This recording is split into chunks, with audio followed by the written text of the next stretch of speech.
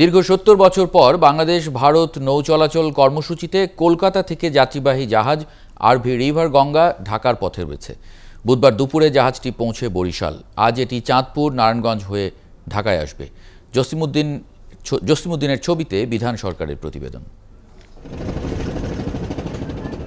গেল ৩১ মার্চ দেশি বিদেশি পর্যটক মিলিয়ে ১৯ জন যাত্রী নিয়ে জাহাজ আরভি রিভার গঙ্গা রওনা হয় কলকাতার খিজিরপুর থেকে। আংটিহারা মংলা কাউখালী হয়ে বুধবার দুপুরে পৌঁছায় বরিশালের ঘাটে।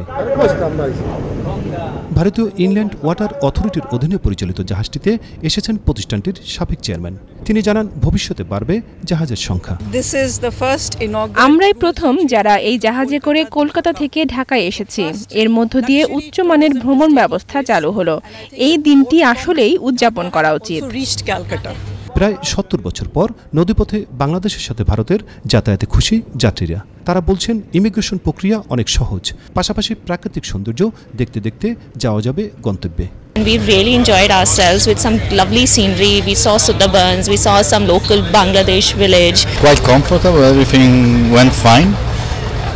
Immigration procedures very fast. ভবিষ্যতে কলকাতা, গুয়াহাটি আর ঢাকা রুটেও যাত্রী নিয়ে চলাচল করবে জাহাজ।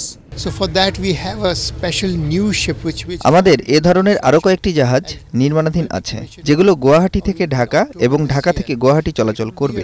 Regular cruise. এমন উদ্যোগে দুই দেশের বন্ধুত্বপূর্ণ সম্পর্ক আরও জোরালো হবে বলে জানান বন্দর কর্মকর্তা। যে যে স্টেশনে এই জাহাজগুলো অবতরণ করেছে সে স্টেশনে স্থানীয় প্রশাসন, বিআইডব্লিউটিএ, বিআইডব্লিউটিসি যা যা সহযোগিতা করা দরকার সব সহযোগিতাই আমরা করেছি। ইতালি, অস্ট্রেলিয়া, ইংল্যান্ড, আমেরিকা সহ ভারতীয় যাত্রীবাহী জাহাজটি ৮ এপ্রিল ঢাকা থেকে কলকাতার উদ্দেশ্যে ছেড়ে যাবে। বিধান সরকার, ৭১, বরিশাল।